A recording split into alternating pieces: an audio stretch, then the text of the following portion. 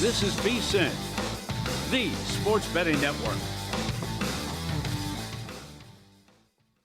Always follow the money. That's what I always say. You always follow the money. Yeah. This is Follow the Money with Mitch Moss and Pauly Howard on VSiN.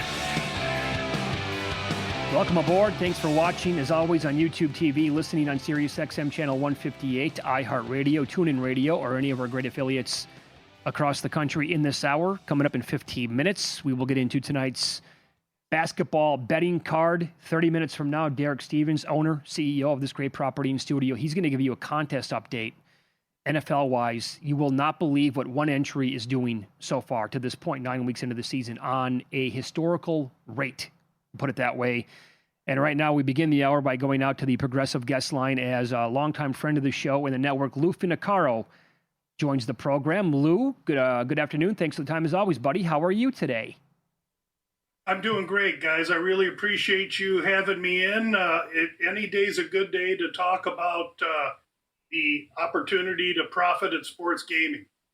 Well, let's begin here because you bet the UFC year-round, and you've been doing it for, oh my God, several years now, because they have cards pretty much every single week. And we had, an alleged fight that was fixed, another betting scandal over the weekend. I want to read some of your tweets, and maybe they were all about this fight, maybe they weren't, but you can take it from there. Your tweets on Saturday, quote, "Look at this charade. Sham. The UFC is a sham. UFC got a mess on their hands and they earned it." You retweeted Adam Martin, who said, "Every week we see these shenanigans in MMA. This is not a real sport." Like, was your blood boiling on Saturday watching this unfold, or what was exactly taking place in your brain? What exactly was taking place in my brain was that in the middle 80s, when I left boxing, I experienced the same erosion of integrity in the ability to gamble on the sport.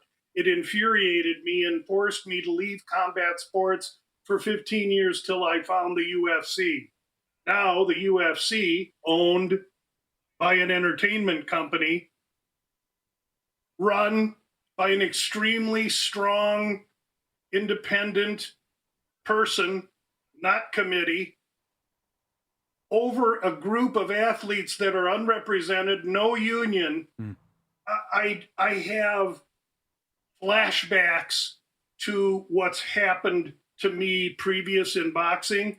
And those tweets about the sham for the UFC were not directed to the Bulgarian fight. Rather, they were directed on that same card to the co-main event, where one man was awarded the finish. Then they went to the film, decided to look at it, saw that the man that was awarded the finish actually poked the other man in the eye. They gave the other man 10 minutes to recover, while the adrenaline dump for the guy who thought he won stood there for 10 minutes getting cold. They put the fight on, then the other man, the man that was poked in the eye, won the fight. If a person wants to gamble on a sporting event, you have to know that there's integrity in the gamble. And for a strong, independent entity to be able to make up the rules as they go simply isn't integrity. Were you made aware of this, what was going on in the Bulgarian fight? As I said earlier, Chiesa gave him an F- afterwards. Cormier was critical during the fight. What do you think of what transpired in the huge movement in the odds, and he was cut thereafter? Boy, there's layers to that. These kids get paid peanuts because they're not represented. Okay, and every fall we see this Contender Series from Dana White come in and bring all these young kids into the UFC that will fight for free. So the guy that has 4, 5, 8 UFC fights, and he shows up and he earns 12, 15,000 to show up, another 12 or 15 to win. If he says no to anything, he's out, and they put this scab in that's willing to fight for nothing. The UFC built its brand and its profit success off the abuse of athletes. That's a simple fact. And I don't know how much more clearly I can say that. Well, how often, regarding this Bulgarian fight, as somebody who's been betting this sport again, like every week for a long, long time, How often do you think something like this has gone on? I think it's relatively rare. I think that fighters are approached all the time with this kind of thing because it's such an easy sport to manipulate. This isn't basketball or football where you are going to let your teammates down. This is very individual. And a guy like Dolgarian, maybe making $5,000-6,000 to show up for this fight, has to pay bills. He has to pay his trainers. He's got to travel to Vegas for the fight. It could easily be a temptation to pursue that. Now, Ariel Helwani has been very good about covering this issue. He believes, and he's reported, that this is just the tip of the iceberg and that more will be uncovered. The thing to do now is not overreact and not be overly accusational. The time to do that is after the facts are released, and we need to give this time to ferment and let the facts come out and see what's really happened. I will say this. Mark Montoya, who is the head trainer of Factory X, the guy is honest as the day is long, and Dolgarian fought under his gym. He's released Dolgarian after a conversation with Dolgarian. So it looks like what we think happened and what the integrity people pointed out to the UFC did happen. But why, after the integrity company reported this inconsistency to the UFC, did they allow that fight to go on? We just heard Thomas Gable say that when he got the report from the same entity, they pulled the fights from his offering. Why did the UFC go forward with the fight? Are they complicit in this? These are rhetorical questions I'm not going to answer, but the UFC is not crystal clean in this. Well, did you have any wind of this before it actually took place? And did you know people who were trying to get down on this fight, specifically with that first round prop? Boy, would I love to say yes, that my tentacles of intelligence are that good, but I had no clue. And like I say, I had Devalle released. If you look at my emails, I got emails to clients, Devalle plus the 7.5, Devalle straight up. We had Devalle at 7-1 to win via decision. That one obviously missed. So I had no inkling. However, other fight enthusiasts were reporting, hey, look at this first round movement going against Dolgarian and towards Devalle. That was out on Twitter. I did see that, and I didn't think much of it. But I wish I could tell you I was smart enough to be on the inside of this, but I was just dumb lucky. And let's not forget, this Devalle is not a bum. 10-0, second UFC fight, and Dolgarian's got pillow hands anyway. The MMA enthusiast, head coach, savant that I spoke to says he can give me 20 examples of his kids going out where they should have rolled over the other kid and they just drew a blank. It happens in the fight. So I don't want to be too accusational to Dolgarian, as bad as it looks, but judging from what Montoya, his coach, did to him, it looks bad for Dolgarian. I just hope this is not the tip of the iceberg. I hope it's the tip and the only part of the iceberg. I don't need a huge controversy for the UFC right now. And you know what? Neither does the UFC with this new programming deal with Paramount. Yeah, right. There's other tweets and reports, the same thing of what Helwani said as well. 2 minutes left, Lou. Do you have a play you like on Fight Night in the future you want to recommend? I do. Let's get to business here just a little bit. This week, you got two guys that are fighting for their UFC lives. First fight, a guy named Valentin from Switzerland. He's a submission guy, good grappler, strong, maybe not the highest IQ, can't strike a lick, has a balsa wood chin. He's fighting an up-and-comer fighting out of the MMA lab here in Phoenix. It's on his sophomore fight. Like football teams, the best improvements between 1 and 2. This young man, Jackson McVeigh, currently priced at Westgate at plus 160. Circa, he's plus 125. So don't wait around too long at this one. McVeigh as an underdog is live. Now, as far as future bets, we're going to offer Umar Nurmagomedov to be the bantamweight champion, 12-31 of 26. Why? Because he's set himself up with his win over Bautista to fight Dvalishvili again. When he and Dvalishvili first fought, and Dvalishvili won, who's the champion, Umar opened up at minus 225, ended up closing minus 250. When they fight this time, that fight's going to be close to a pick. If you go to DraftKings now and use Umar to be the champion, 12-31 of 26, you'll get 3-1 on it. Oh, very good. Excellent breakdown. Love the knowledge there. And you can follow him on X. He's at GamLou. Thanks, Uncle Lou. We appreciate the time as always. Thanks for having me, guys. Thank you, sir. There you go. And he was on the Progressive guest line. I think Westgate also offers those futures, like who's going to be the champ at a certain weight class at the end of the year as well. But he's looking at the end of 2026. Yeah. Okay, so he was more pissed off about what happened in the co-main than on that other fight anyway. Well, and then the tweet that was out there from a guy who covers the sport saying there could be 100 fights under investigation Right. of what happened. And the Hawani tweet about this is the tip of the iceberg. So then was it Morales kid? Here it is. Federal regulators have flagged over 100 UFC fights for abnormal betting patterns. 2 fighters on the card the last time out. Well, I'm like Lou, right? I mean, I don't want this stuff to happen. Who does? Right. But the point is about what he said too. The Bulgarian's making $4,000. Sure, I know. That's And Morales said I was offered $70,000 to throw a fight. I said no, but yeah. We're getting a lot of news on tonight's NBA card. Who's in, who's out, and it never ceases to amaze me when this happens in the NBA, like it did again last night.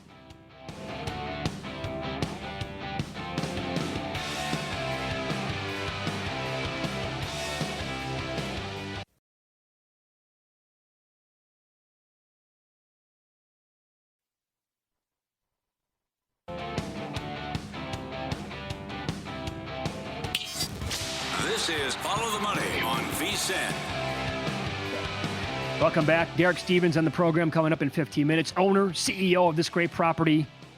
I'm blown away at what one entry is doing in one of the football contests out here at Circa. He'll give you the details on that coming up at that time. News, Pauly, rolling out for tonight's NBA card. The Bucks are playing in Toronto tonight at the Raptors one night after defeating the Pacers. That must have felt good for Giannis, yeah? To beat that team at the buzzer after last year losing like they did in gut-wrenching fashion, and then Tyrese Halliburton's dad is talking trash to him on the court at the end of the game. But this number was as high as 4.5 earlier today. People didn't know, is Giannis going to play in a back-to-back? This news is in. He is going to play tonight. And this number is still 3.5. Total's 237.5. yeah, Jakob Poeltl is on a limits restriction, but he's going to play. So that was one bit of news where you got good news for the Raptors. Check out the Quickly props as well and the run he's on at VSiN.com at the prop analyzer in this game. And then our main man, AJ Green, if he can keep it going.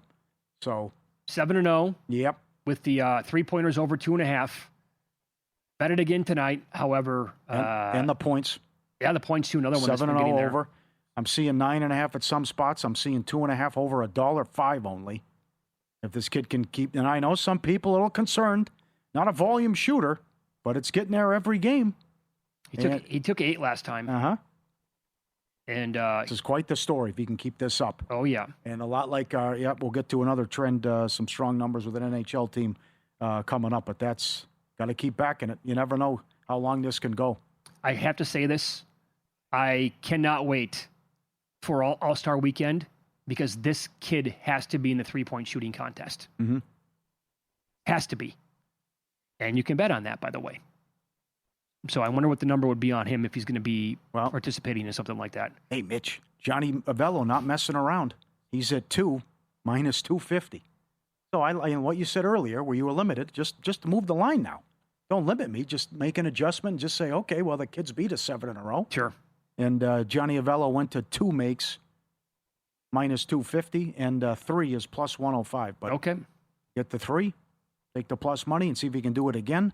And let me see what they did with his points there. I got that. Okay, they're at 10 minus 106. Oh, they went to 10. Okay, well, that's 106, but yeah, the over under 9.5 again. Okay. Also news in the Thunder Clippers game. This is a back-to-back for Los Angeles. They played last night against Miami. Hell of a game. Miami got them. And the overnight number on this was Oklahoma City 4.5, maybe 5. It's now touching 8.5 here at Circa. I mentioned this earlier in the show. I played the Thunder. I laid 2 points in the first quarter and 3.5 at the half. Now, Dort's in. He was questionable. He's playing. Jalen Williams, the other Jalen Williams off the bench, he's available to play tonight. Do you have word on Mitchell yet, who is like the short shot now to win Sixth Man of the Year? He's bombing up like 15 points every game. Oh. I have not seen him yet because he was originally questionable. And Kawhi is out. Bradley Beal is also out of this game for the Clippers. We know that as of right now. And because they played late last night, when they play the next day, those teams have a longer grace period to put in their players and injury report, and that's why we're learning of this stuff like now. And it came out a little bit ago. John Collins is projected at vsin.com/NBA props to go way under his prop of 15.5 points in the game. Also, they're projecting him to go under his rebounds prop as well of 6.5. Scary thought that they could be better than last year. It really is. And to be 7-0 without a key player and the points per game, the point differential on average wins 12 points per game, and you're shooting you're 29th in 3-point percentage, nuts. Well, here's the craziness, right? I was listening to a couple of podcasts today saying they could win 70 games. Would you be surprised? That's a big number. Yeah. I know this is a hell of a team, but that's a big number. We're already seeing the improvement of Mitchell off the bench. He's been a key player the entire year. Well, it's unprecedented. They won the title and returned everybody. Yeah. When does that happen? I know it. They also have Kaysen Wallace, who is playing out of his mind defensively this year. The improvement that we're watching with him is huge. Again, like you said, there's no J-Dub so far this year. Holmgren's been nicked up a little bit. SGA is getting better. And Wiggins is turning into he might be a key guy. Well, they're using him quite a bit now because of injuries and stuff like that. But they're legitimately like 9-10 deep again this year. And these guys were all super young, so they're bound to get better. I really wish I had 4.5 in pocket, but that number was not available in Las Vegas last night. Okay. You want to get involved with Josh Giddey props tonight? Yeah, have to do it. Like the over, too. Big game. Bulls 5-1. Sixers playing good ball. 240 the total. Chicago favored. How about that? And the numbers, and again, all the numbers in the run that Maxi's on for points and PRA and what he's doing and what Giddey is doing, the points and rebounds. Both guys should feast tonight and go off. And a great game, and I like the over. And do you have it came down now. The Pelicans are up to 4. Now it's down to 2.5. I'm shocked. Zion's hurt. Can't believe it. He's going to miss 7 to 10 days. Yeah. Missy is also out as well. Messi. And no Ball. And Ball's... that's confirmed out. I think are the Hornets worth a play here on the money line to win the game? Yes. You're talking about This is nuts how bad the Pelicans are. Oh, they're awful. Half their losses by 30-plus points. You're actually trying, and you're 0-6. It'd be hilarious and high comedy. If then you have to 5-point move on a total, by the way, to the under. If then you got to ship your pick out to Atlanta, and that could be the number 1 overall pick. Ugh. But we want to see Ball get back in there. He's gone over his assist prop every single game. But one site listing him out, and now down to 2 in this game with the Pelicans, which you really have to stomach. This would be hard to stomach to get to the counter app and say, give me the Pelicans who are 0-6. How about Tyrese Maxey? You brought him up briefly there. He's averaging, let's do the math on this, about 47 PRA per game. And also, he's plus money over 3.5 threes tonight. Here's how many threes he's taken game by game so far in the regular season. 9, 9, 11, 9, 9, and 9. He's averaging 9.4, and by the way, he's shooting 47% from downtown, so he's making 4.4 per game. He has gone over 3.5 made threes in every game but one so far this year. He was 3 of 9 in an overtime win against Washington. So they're still offering plus money on him. That's a volume guy right there that you're looking for. Yes. The Bulls have been this year one of the better teams, though, defending the three-point line. Pretty good. But look at the total again, 240? Yep. And that's, again, you got to look at pace with a lot of these teams as well. And this Miami Heat situation's under the radar. Playing with pace, brought in a new offensive guru. And what they run, Bam jacking a lot of threes, probably too many. He shouldn't be taking like 13 threes like he did in the last. I think he 2 dialed it games down ago. last night, though. Yeah, he did, but I think he still got over. Did he get over it last game? He hit 2 with the over 1.5 prop. But they are awesome offensively, and the year Hawkes is having a great quote from Brian Windhorst that a member of the Heat staff said he's called more timeouts than offensive plays and sets this year, just because it's read and react with their offense and what they're doing. So that's under the radar, and also the tempo. And I still think we'll see points in this Milwaukee game tonight as well with the pace. Yeah. Here's what happened. Another high-scoring game. Yeah, I would agree. Here's what happened last night. Never ceases to amaze me.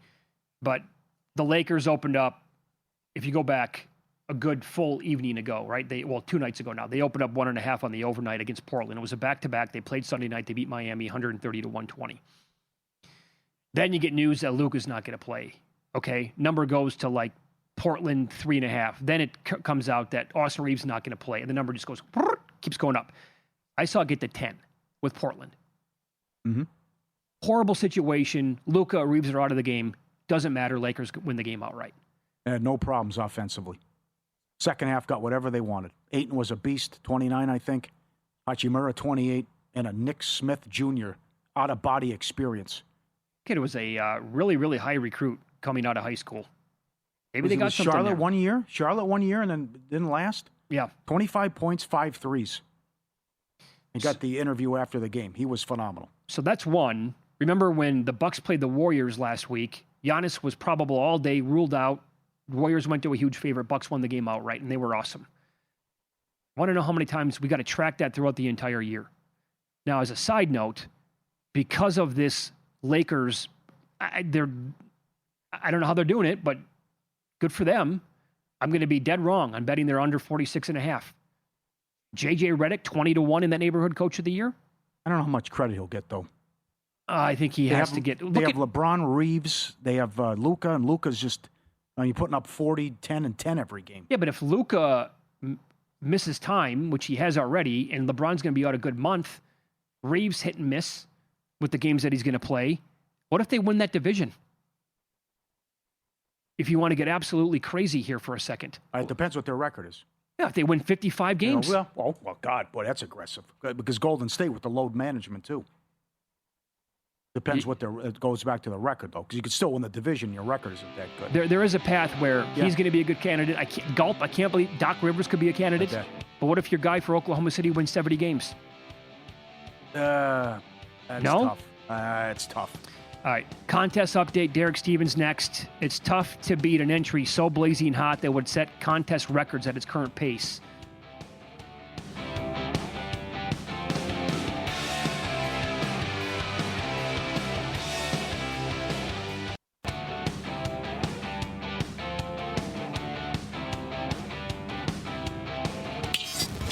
This is Follow the Money on VSiN. Thanks for checking out the program today. We're live in Vegas, Circa Resort and Casino, and every Tuesday at this time, the owner and the CEO of this phenomenal property, Derek Stevens, joins us in studio. It's good to see you again today. How are you? Very good. Good to see you. Coming off of what was a huge weekend in Las Vegas and huge weekend in sports. Man, it was something this weekend. So I've been talking about this or teasing it throughout the entire show. I cannot believe, I should, but I can't, what's going on in Circa Millions. Through 9 weeks, the leader, Potato Commish, is 35-10 ATS. 35-10. Kind of, yeah, he's 2.5, 3 full points ahead of a 4-way lead for second. You're right. He is on pace. Now, this is going to be difficult to maintain, but my God, halfway through the season to hit at this clip, he would shatter like every contest record of this is almost touching 80% we're talking about here. Yeah, Derbify, Tony Gordon, still the all-time leader. Him with Mad Russian. Mad Russian lost the tiebreaker that year, but those are the 2 best records ever in Circa Millions. But yeah, Potato Commish halfway through is rolling. I think he pulled off a 4-1 this weekend. Oh, but do you know who this person is? I know him through my ex account, through Twitter, but I don't. Oh. If I know him, I don't know him. Like I don't know that I know him. But okay. but I think he's a friend of the crew. I think he's been out here many times. So maybe we've been hanging around. Maybe we all know him. Maybe. What happened to Private Plane Wayne? Oh, No? he's had a couple of weeks. He's still up there. Yeah. He's still in the top grouping. I asked him, I said, what gives? He said the algorithm was off. I mean, I don't know. That's what he said, but he was. Yeah, he was off. Potato Commish tied for the second quarter. Wow. So he was 21-4 in the second quarter. But he couldn't take it himself. No, he could have taken it That's himself. crazy. It's a 3-way tie in the second quarter between Jace Jesse, Whiskey, Risky, and Frisky, along with Potato Commish. They chopped the first two, so they chopped what was $250,000. So they each get $83,333 apiece. And then there was a 4-way chop for fourth and fifth. So they took $62.50 home at 20-5. But yeah, the Potato Commish is in 3 full points ahead of anybody else. Pretty big lead. Still only halfway through the season, but Potato Commish got a cash, so that's good. Hats off to him. How about let's go to the bottom. Yeah. A lot going on with the booby. Sure is. Can you believe this? A 7-way tie for the second quarter booby, all at 5-20. Big Rock, Champ, Chiefs Kingdom, Iceberg Rodeo, Money Gun Guz, and Tiger Man McCool 1 and Tiger Man McCool 2. All 5-20. Everybody gets 3,571. Wow. So the Tiger Man went 5-20 on 2 different entries. Yes. Wow. Incredible. Great job. It makes you wonder if they would have done an Oppo strategy. Yeah. Tiger Man, any of these guys would have been 20-5, and they would have been up. They would have been cashing on the good side. Our friend Tammy Evans, who was there right there in the mix, she's distraught. She put up a 4-1. She can't believe it. So can't pick the losers anymore as well. We had this circled, right?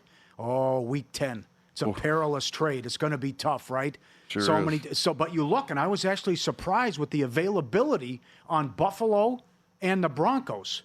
And still people got some Seattle left as well. By the way, the big news, Gannon's sticking with Brissett.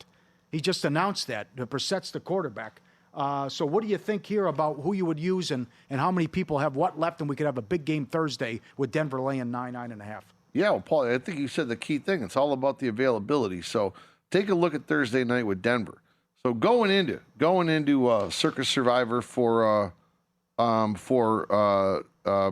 week 10, we now have a total of 1,769 Circa Survivors remaining. So a little less than 10% from where we started. But out of that 1,769, only 565 have Denver. So availability is going to be limiting you there. Indy, forget about it. There's only 35 left with Indy, so that's pretty much toast. Look at the Lions. The Lions with Jane Daniels out with the elbow injury, they went from 8.5 to 9.5.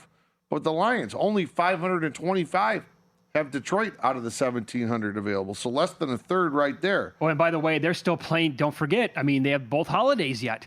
Yeah, there's other future value with the Lions as well. So I can't see that one being a big selection. Bills? Well, Buffalo's only got 551 available. So, 9.5 point favorite, only 551 in Circa Survivor.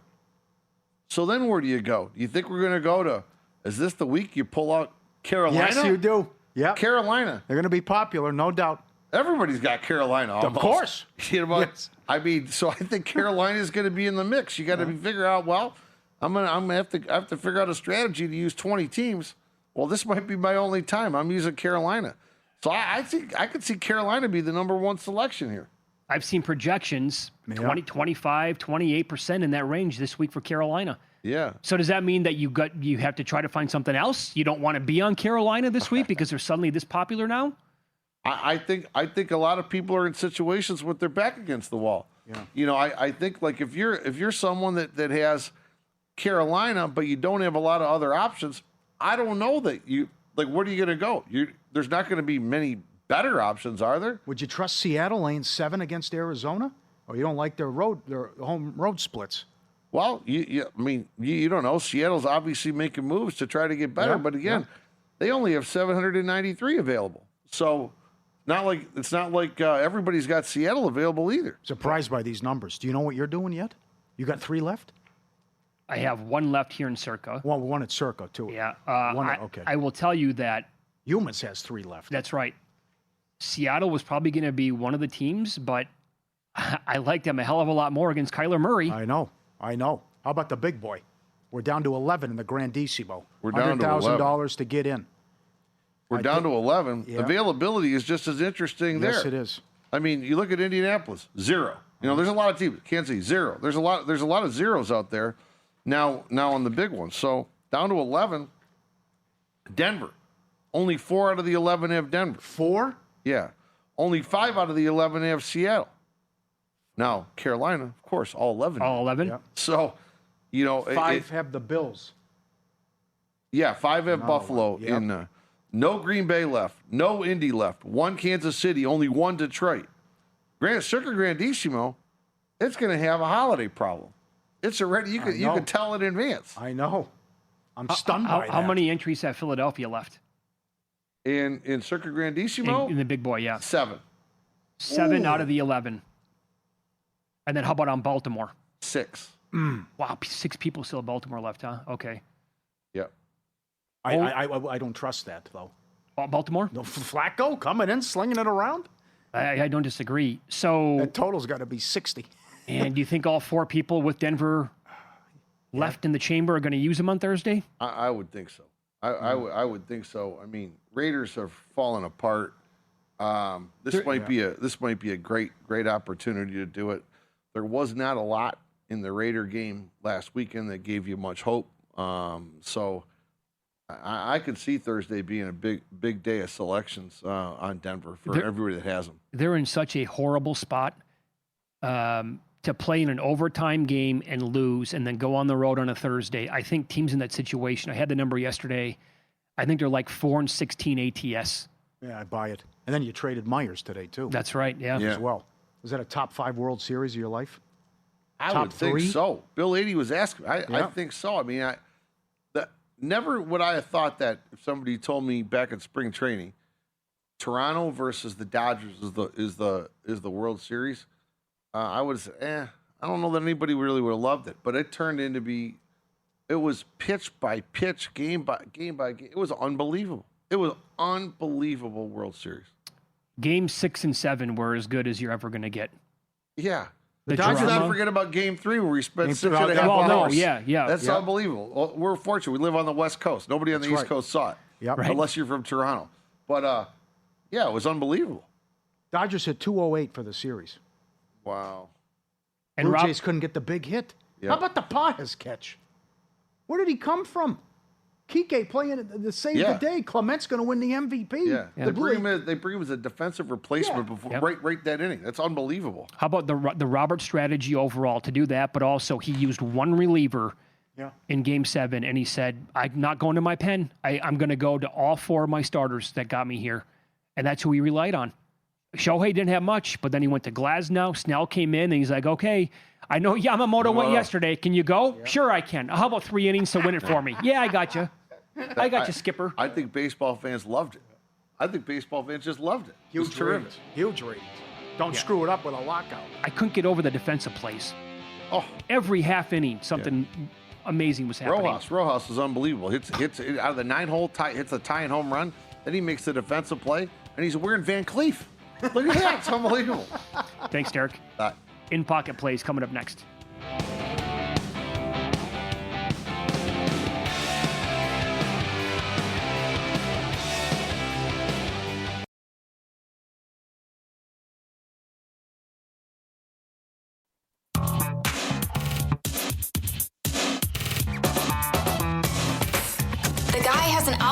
To determine the winner of any given college basketball game. Someone gives you 10,000 to 1 on anything. You take it. Take it. Take it. I bet you $20 I can get you gambling before the end of the day. No way. I'll give you 3 to 1 odds. Nope. 5 to 1. Nope. 10 to 1. You're on. Broncos 1 seed, 5-1. UNLV, Colorado State over 62.5. Open 57 here at Circa. BYU plus the points against Texas Tech. Butting heads with Paul Stone. First period over tonight. BGK and the Red Wings. Goal in the first 10 is too juicy. I don't want to give out $1.80, $1.90 at Will Hill. but over minus 130. First period over with VGK and the Red Wings. We also have the Florida Panthers in action. They have played 9 straight unders in the first period. They're in Anaheim. And we have the Dallas Stars in action at home against Edmonton. Dallas has failed to score in the first period 8 games in a row. Those are also up there. And our Islanders, 2 unders in a row after the first 10 went over. It's 6.5 against Boston tonight. You got that tonight. A good night on the ice and a limited NBA schedule. Good luck, everyone. Back at you, Paul. Recapping last night's action. It was fun for 15 minutes in the first half tracking this game. St. Thomas plus the 13 against St. Mary's. They were in it the entire time in the first half, down by 3 late, and then the Gales went on a run. They led by 10 at halftime, and then they hit them with a blitzkrieg in the second half and blew out St. Thomas. So that was no good. That was a loser. I got hooked on the Timberwolves first quarter team total over 28.5. They missed 3 free throws in the first quarter. Come on, guys. But they did go over the first half team total again. I think they had 63 at the half last night. Yeah. So another team to go over the first half team total against the Nets. Winner there. And Green did it again. Gary Bird for the Bucks over 2.5 at even money. They're in action again tonight. I'm on them again. Unfortunately, it's a smaller bet tonight. 7 straight winners on AJ Green over 2.5 made threes. And then today, all of a sudden, hey, you know how much money you were trying to get down before? Yeah, we're not taking that much from you anymore. So it's about a 1/6 of the bets that I was making on him earlier, but got to keep betting him as long as he keeps cashing. Said this to begin the show on the Thunder. Split up 2 units here, or our unit for 2 different bets. Thunder in the first quarter laid 2 against the Clippers on a back-to-back. There's no Kawhi, there's no Beal. Thunder are rested, and a lot of the guys that are questionable are playing in the game for Oklahoma City. So first quarter -2, first half -3.5, and I've added Josh Giddey over 38.5 points, rebounds, and assists, -125 in a game with a total of 240 tonight for the Bulls. He's averaging 20. He's almost averaging like 43 PRA per game. Guy's awesome, and he was on Oklahoma City. But then they don't have Caruso if they don't make that deal. Yep. Good job. Jeff Harrison first touchdown. Good job, Guru. 5-0 with his props. Yeah. And Ryan Kramer, he's the guy who gave out Harrison again. Yep. Kramer had Harrison. 10-1. VSiN Pro subscribers now have exclusive access to our all-new AI player prop projections powered by OptAI, the trusted data source behind elite soccer analytics in the UK. Data-driven projections for quarterbacks, wide receivers, and running backs, plus exclusive NBA player props compared directly to DraftKings lines to help you find value. It's awesome. Check out the prop analyzer as well. Check out all the guys 7-0, 6-0, 6-1 runs. There are a lot of them in action tonight. Access it all with a VSiN Pro subscription, VSiN.com/subscribe. Pace in the NBA. Miami #1. Orlando, Atlanta, Cleveland, Charlotte. Slowest teams in the league, Houston, Denver, Boston, the Knicks. I thought they were going to push the pace more and compared to Tibbs. That's a little surprising. John Howard's your pace. Oh, that's another one, by the way. Did not have it in pocket. We need to bet the Hornets tonight, don't we? Yeah, Pelicans can't be favored. Yeah. Zion out, Okay. Also, deadline day today in the National Football League. A bunch of trades. The Jets were super active. They got rid of Sauce Gardner. They had to because the Colts gave him 2 first-round picks. Mm-hmm. And the GM said that the value's too good to pass up on both guys that they traded. Yeah, so think about this. They got 2 first-round picks and Adonai Mitchell for Sauce Gardner, and then they gave up Quinnen Williams to the Cowboys. Cowboys gave them a first and a second. So the Cowboys were sitting pretty with draft capital after the Micah Parsons trade, right? And then they elected, even in this disastrous season at 3-5-1 after last night, Jera is like, you know what, let's give up one of those first-round picks and bring in Quinnen Williams. And, oh, by the way, we'll give up another pick to go along with it. Baffling to me. And they didn't get any picks in return. So this is what, I mean, if you're a Jets fan, right? And every single year, for the most part, it's Jets, just end the season. Mm-hmm. But now they have 5 first-round picks and 3 second-rounders in 2026 and 2027 combined. I get it. You have to nail these picks out of the park. You have to hit home runs, basically. That's easier said than done. But I would be super happy today if I'm a Jets fan. You weren't going to win anything with Sauce Gardner and Quinnen Williams. Yep.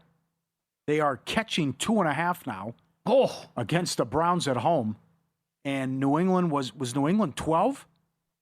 Next Thursday night, New England 11-12 at home against the Jets.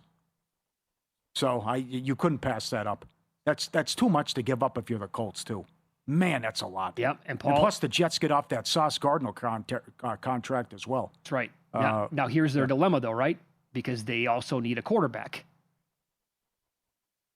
Who are you going to take in next year's draft? I could punt. I think I punt. Yeah. Someone will fall in love with one of those guys at the Underwear Olympics.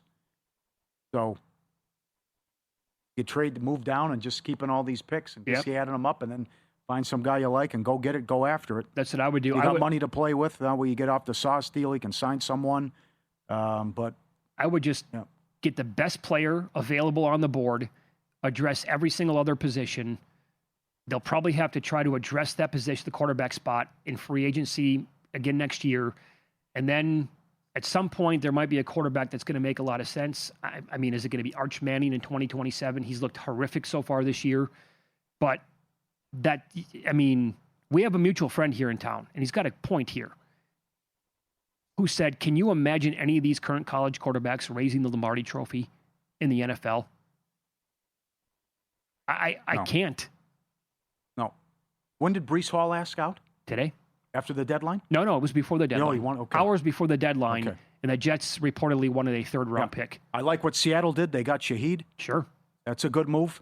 And I don't know what the Cowboys are doing in Jerry Jones, but he doesn't either. And I know we disagree with him. He's time to time he says some crazy stuff about sports gambling, but Mike Florio said the guy's a carnival barker. I mean, he flat out said, if it's quiet, I like to stir bleep up. You know, and coming out and saying, I made the trade yesterday. Aikman was awesome last night. Well, I would rescind that trade based on what I'm watching tonight. You're 3-5-1. I mean, where are you going, Jerry? So you get Williams. You made the other trade with the Bengals as well to get Wilson. But, you gave up a number 1 pick for a guy. And I know Barnwell likes him too, but 28 years old, and you gave up a number 1 pick for him. I know. I'd be so frustrated living there. It's never going to happen with this guy on his watch. Never. I'll give you 2 tweets on this. One, Greg Rosenthal, NFL Network. This is bad. So the Cowboys essentially traded Micah Parsons and Mozzie Smith for Quinnen Williams, Kenny Clark, and they move up roughly 15 to 20 spots in the back of the first round of the 2026 draft. They did not get any extra picks out of it as well. And then Bill Barnwell reposted that and said, a bad trade compounded by a desperate attempt to make up for that bad trade, and I like Quinnen Williams. Quinnen Williams is a good ball player. Really good. But why would Jerry Jones trade for him? Stunning. I don't know what actually blew me away more, that or the Colts gave up 2 first-round picks for Sauce Gardner. I hope it works out for him. That team has a difficult schedule. I don't want to overreact to one loss to Pittsburgh. They got some tough games coming up. Some really tough games. Yep. And the team that you were hot and heavy on yesterday, Jacksonville, they made a move today. Yeah, that's a weird move to get Myers. Yeah, Jacoby from the Raiders. Yeah. There's an angle here where Jacksonville's going to win that division. Or maybe a playoff team, certainly. Yeah, schedule's so easy. And Brissett will start his 4th straight game at Seattle. Gannon announced. By the way, did that point spread move? I don't know. The decision means Murray will remain sidelined from the foot injury. He said he was going to do it even if he was healthy. He said last week nothing's changed. Murray's our guy, and he'll start once his foot is healed. But he likes how the offense is operating under Brissett's guidance. Right back with Harrison props. It did come off 7. Yeah, okay. It's 6.5 now. Got that rapport with Harrison. Yeah, it's amazing when you have a quarterback that can actually see him, huh? Get him the ball. Remember, that was the game last year in Seattle. Murray threw the underhand, that lob pass that was picked. It's like, what are you doing? I know it. He is tough to watch. Next, VSiN Primetime. Tim Murray, Matt Ewins on the program for 4 hours. Cashing out Dustin a little bit later on. Wake up with Jensen and Dave early tomorrow morning. VSiN by the book, 7 a.m. Eastern. Good luck tonight.